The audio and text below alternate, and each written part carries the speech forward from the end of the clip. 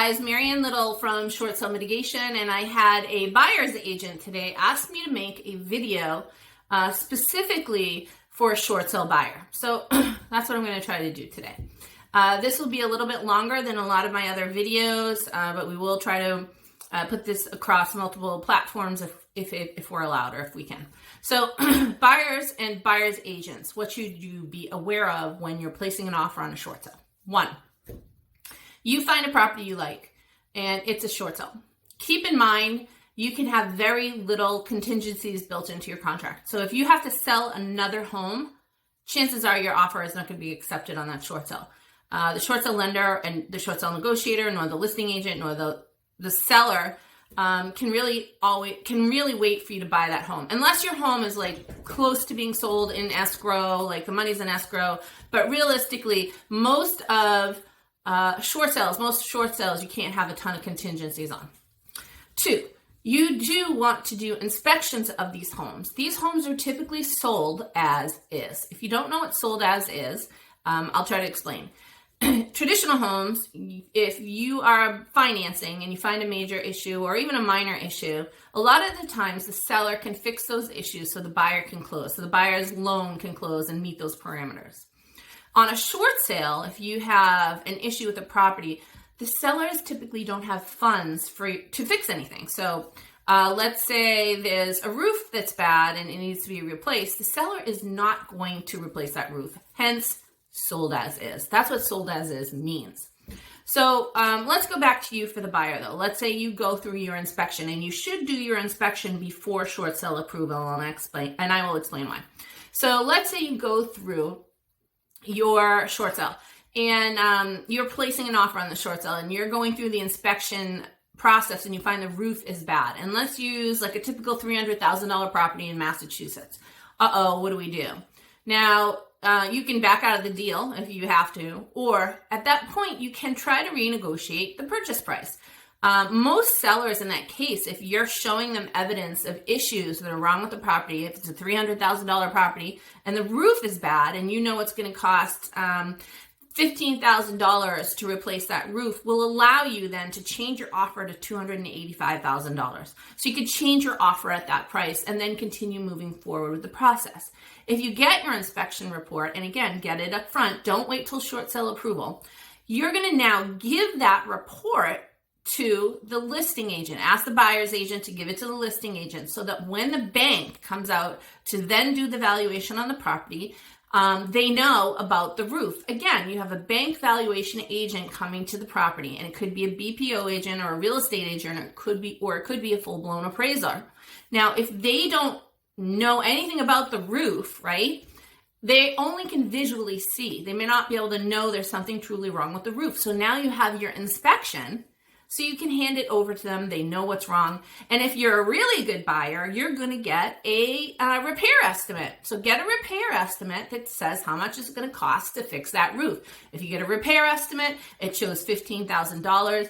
The person that's doing the BPO or the appraiser can utilize this information. They put it into the report to give to the bank. Now the bank's going to review the report. It would make sense for them to accept a $285,000 offer because they know the roof is bad or other issues with the property. So that's kind of the process of it. Let's talk about timeline. Now, the one question everybody says to me is, how long is the short sale going to take?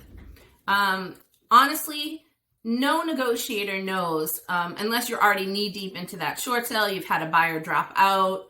But if you're at the beginning process of a short sale, people are not going to know, or they're not going to be able to tell you exactly how long it's going to take.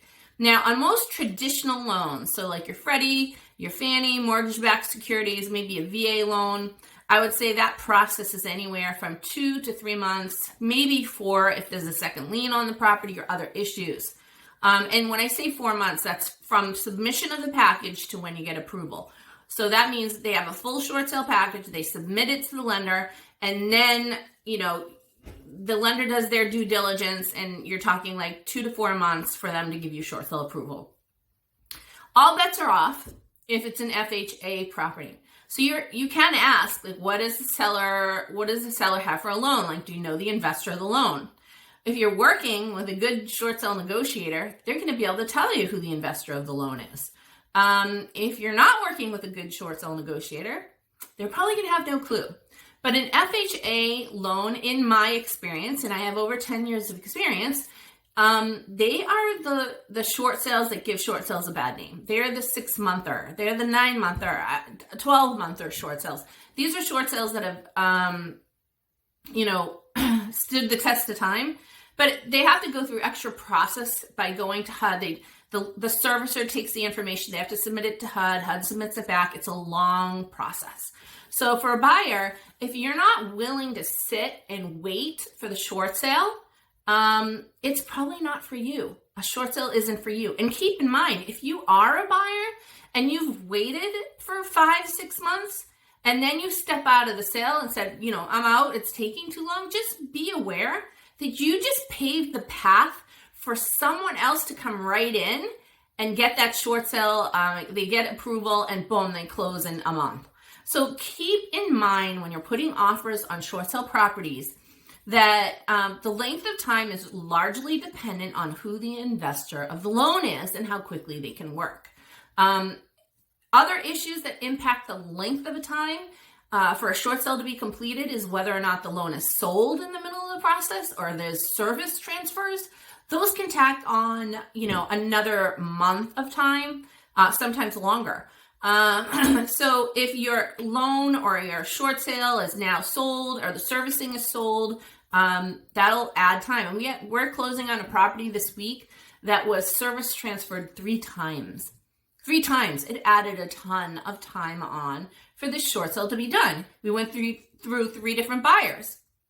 So for a buyer, if you're not willing to sit here and wait for your short sale and be patient, then a short sale probably isn't for you. It's not the same as a traditional process. You're allowed to get you should get weekly updates from the listing agent. They may not have information to give you. But the steps are you put the offer in. Once the offer is in, the bank comes out, does their valuation. So that's a step.